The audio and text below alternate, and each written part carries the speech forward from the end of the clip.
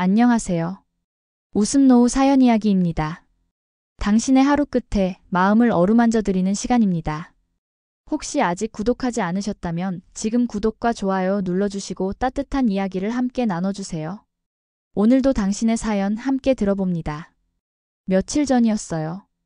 요양병원에서 전화가 왔을 땐 솔직히 말해 놀라지도 않았습니다. 어머님께서 오늘 갑자기 의식을 잃으셨어요. 응급으로 중환자실로 옮겼습니다.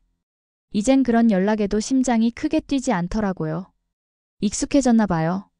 2해 가까이 엄마를 간병하며 매일처럼 경험한 무력감 속에서 처음 엄마가 치매 초기 진단을 받았을 때 전 믿지 않았어요.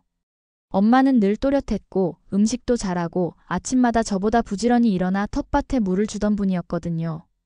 그런 엄마가 어느 날 저를 언니 이름으로 부르더라고요. 너 숙자니? 처음엔 장난인 줄 알았는데 며칠 뒤엔 제 생일도 기억 못 하셨어요. 그리고 그때부터였죠.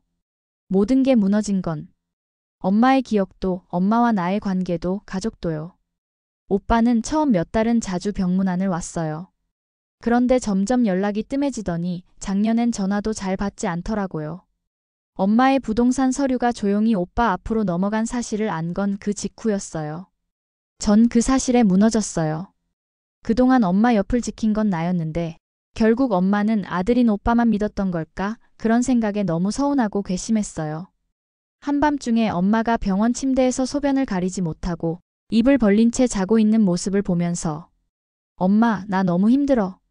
그 말이 목구멍까지 올라왔다가 다시 삼켰어요. 말해봤자 뭐해요. 엄마는 이젠 제가 누군지도 모르는데 그렇게 매일 울다 지치고 다시 눈 뜨면 병원으로 가는 일상.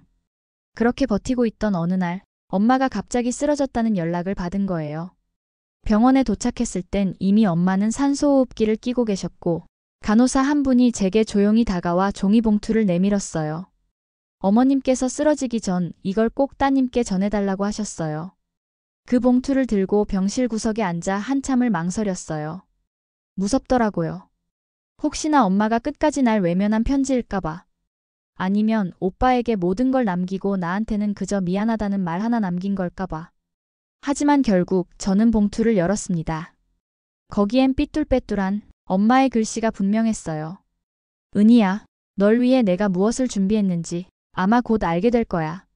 나는 너를 잊은 적이 없어. 그 짧은 문장. 그 몇 줄의 글이 제 심장을 망치처럼 내려치더군요. 그 순간 제가 그동안 얼마나 큰 오해를 하고 살았는지 감정이라는 이름으로 엄마를 얼마나 미워했는지 눈물이 멈추질 않았어요. 그날 밤은 정말 잠을 잘 수 없었어요. 엄마의 편지를 들고 중환자실 앞 복도에 앉아 몇 번이나 펼쳤다 접었다를 반복했죠. 그 문장은 너무 짧았고 너무 많은 말을 담고 있었어요. 널 위해 내가 무엇을 준비했는지 아마 곧 알게 될 거야. 나는 너를 잊은 적이 없어. 그날 이후 며칠 동안은 병원과 집만 오가며 멍하게 시간을 흘려보냈어요. 엄마는 여전히 의식이 없었고 그 편지는 내 손에 남은 마지막 체온처럼 느껴졌죠.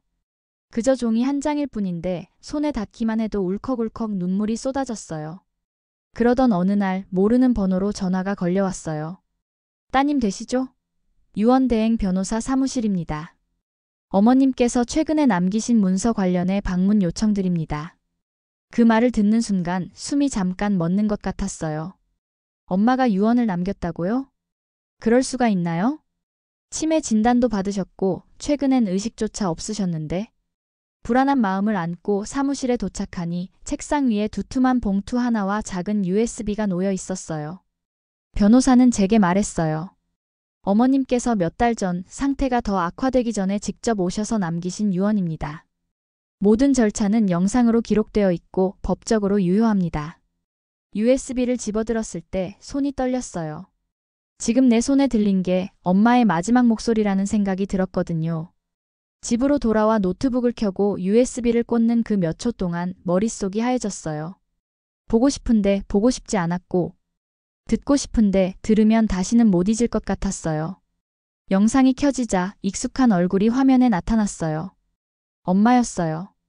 하지만 지금 병원 침대에 누워있는 엄마가 아니라 몇 해 전 내 생일에 치마 정장을 입고 밥상을 차려주던 그 모습 그대로였죠. 차분한 목소리, 또렷한 눈빛.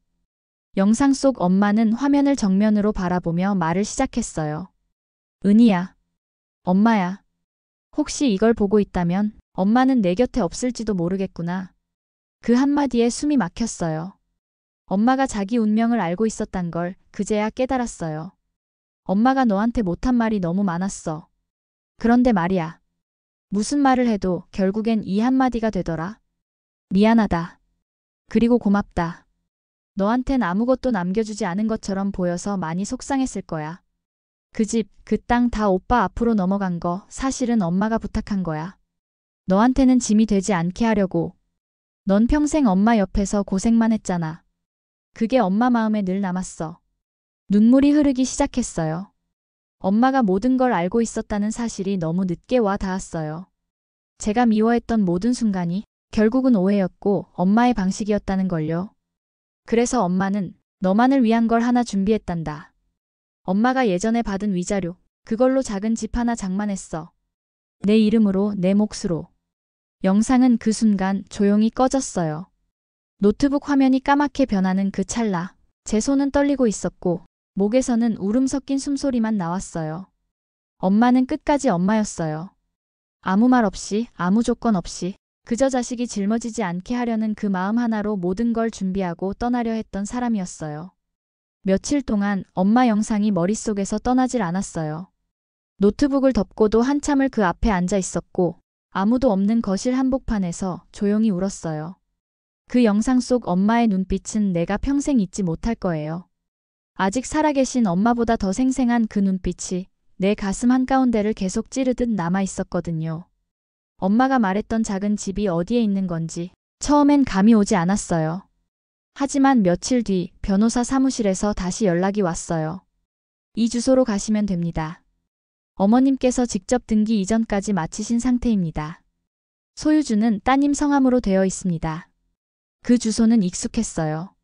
아직 초등학생이던 내가 한동안 방학을 보냈던 시골 동네. 엄마 외가가 있던 그 마을 근처였죠. 그때는 여름마다 시골 가는 게 귀찮았고 더웠고 벌레도 많아서 싫어했는데 이제는 그 장소조차 눈물겹게 그리워졌어요. 작은 가방 하나를 들고 혼자 기차를 타고 그 동네로 갔어요. 정류장에서 내려 한참을 걸었고 지방도로 옆 좁은 골목을 따라가다 보니 정말 작은 단층 집이 하나 서 있었어요. 문은 잠겨 있었고 우편함엔 오래된 전기요금 고지서가 꽂혀 있었어요. 열쇠는 등기 서류와 함께 봉투에 들어 있었기에 문을 열고 안으로 들어갔어요. 먼지 냄새가 먼저 확 밀려왔고 구석구석 시간이 멈춘 것 같은 냄새였어요. 거실에는 낡은 소파 하나, 싱크대 옆엔 깨진 머그컵이 뒤집혀 있었고 방에는 작은 장롱 하나와 서랍장만 덩그러니 놓여 있었어요. 그 서랍장을 열었을 때 전 숨이 턱 막혔어요. 서랍 안엔 노란 봉투가 하나 들어 있었고 그 위엔 엄마 글씨로 우리 은희에게라고 적혀 있었어요. 봉투를 여는 데까지 오랜 시간이 걸렸어요. 또 울게 될까봐, 또 무너질까봐 조금은 겁이 났어요. 하지만 결국 전 봉투를 열었고 그 안엔 편지 한 장과 함께 사진 몇 장이 들어 있었어요. 엄마와 나, 그리고 외할머니가 함께 찍은 오래된 흑백 사진 한 장. 그 뒤엔 이렇게 적혀 있었어요. 이 집은 네가 어릴 적 가장 많이 웃던 곳이었단다. 엄마는 내 웃음소리를 잊지 않았어. 힘들고 지칠 때 네가 다시 웃을 수 있는 공간이 되길 바랐단다. 편지에는 그런 말도 적혀 있었어요. 은희야, 네가 나를 얼마나 미워했는지도 안단다. 그런데 그 미움도 결국 사랑에서 온 거잖니? 엄마는 그 미움까지도 고마웠단다. 그건 너만이 해줄 수 있는 사랑의 표현이었으니까. 편지를 읽는 내내 내가 얼마나 못된 딸이었나? 내가 얼마나 큰 오해 속에 엄마를 바라보고 있었나?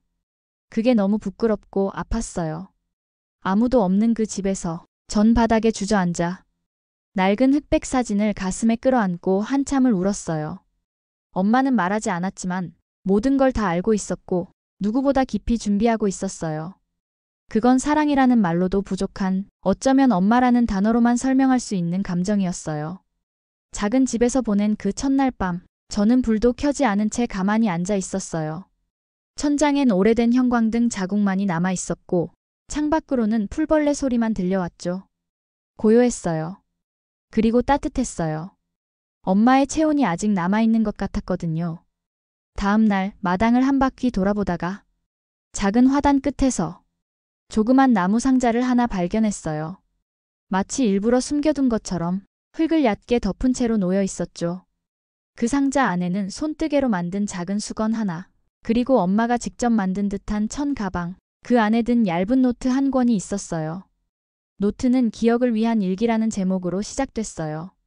엄마가 치매 판정을 받고 나서 자신의 기억이 흐려지는 걸 막기 위해 날마다 적어내려간 기록들이었어요. 오늘은 은희가 나를 꼭 안아줬다.